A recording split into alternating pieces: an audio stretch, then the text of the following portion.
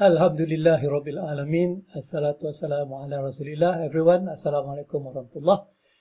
We are back here to conclude our observation on the rate of return risk, where earlier we have exhibit how the intensity of FRA have caused the Islamic Bank to stay with the 6% profit rate that eventually lead to the inability to raise the deposit rate accordingly, because the performance of the Islamic Bank was not good enough to provide higher return to the profit sharing investment deposit or the Islamic deposit, since the performance of the asset portfolio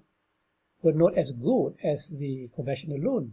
So that will lead to the outflow of Islamic deposit. So let's just see how this can happen.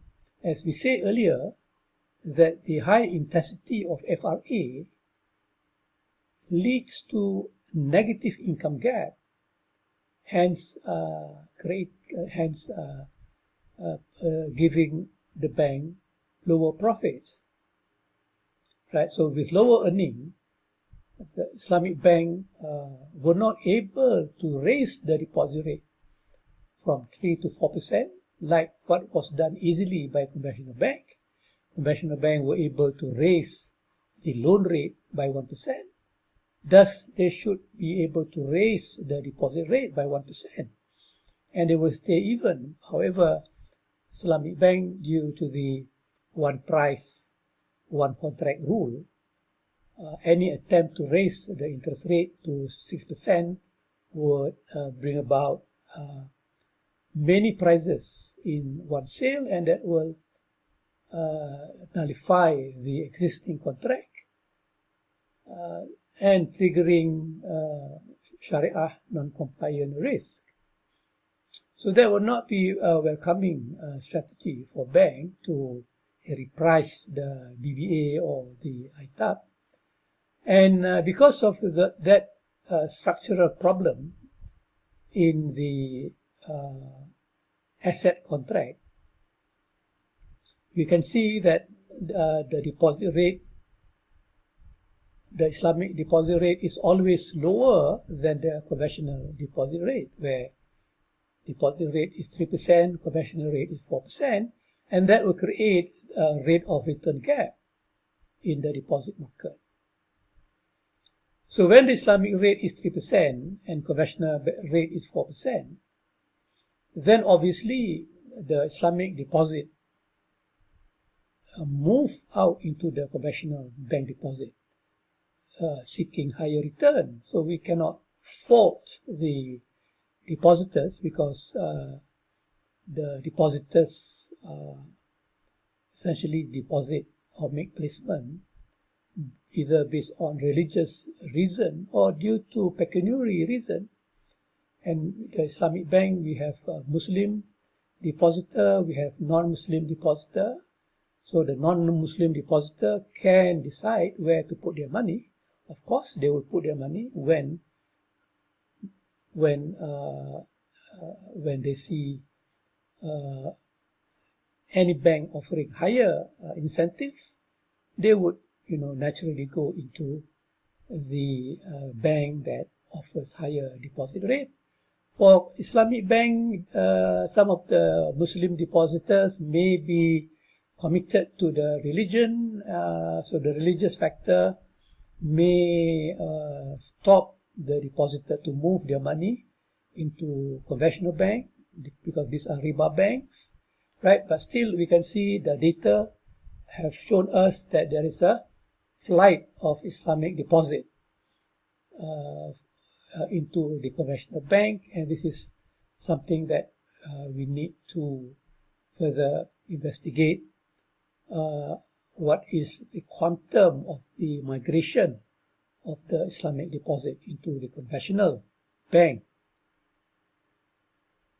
So we can see that the migration of the Islamic deposit reduces banks' ability to extend new murabaha or new BBA from the low supply of deposit. So if, let's say, 40% of the deposit move into conventional deposit, so we have the remaining 70% deposit available for the bank to do business with. And if there's a new business opportunity to make new BBA or new murabaha, the Islamic bank would not be able to, complete the process because for the lack of deposit fund available.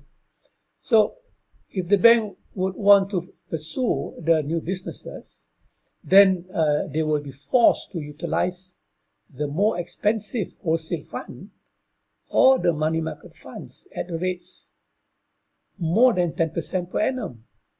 So we can see that the data shows the FIBOR went up to as high as 15% during the Asian financial crisis. And any of the Islamic bank that will come out to use the interbank money market funds would find the cost of fund to be prohibitive, but they still need to find liquidity in order to fund their businesses. And if they do, you will see that at high cost of funds, bank's margin diminishes further, pulling down earning. So we can see that even though the bank can borrow at a higher cost and therefore charging at a higher profit rate, maybe it will not be attractive enough to the customer because it can be too pricey relative to loan rate offered by a conventional bank, and this will put the Islamic bank out of the market. So if they were to maintain their margin, then it means that with lower margin, they will still not be able to raise the deposit rate to 4%, and there will be continued outflow of deposit into conventional bank, and this has to be stopped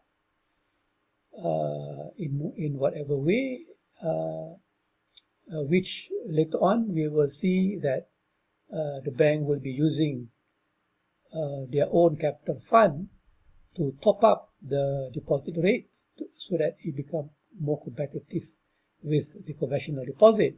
So the rate of return risk arising from lower profit rate that gives lower deposit rate has encouraged the deposit outflow into conventional banking. And if the Islamic bank would venture into the money market funds for more liquidity in order to sustain their business, it would imply making murabaha or BBA at a higher cost and at a higher rate that will make it less competitive, and bank and Islamic bank may not be able to find the customer, or the customer may be willing to borrow or to use or to take the fund at a higher rate, but this customer may be the less credit-worthy customer that may eventually end in default, that will take the bank into greater problem of default due to the taking of less credit-worthy customer. Okay, guys, we'll see you again in the next presentation. Thank you for your time. Assalamualaikum warahmatullahi wabarakatuh.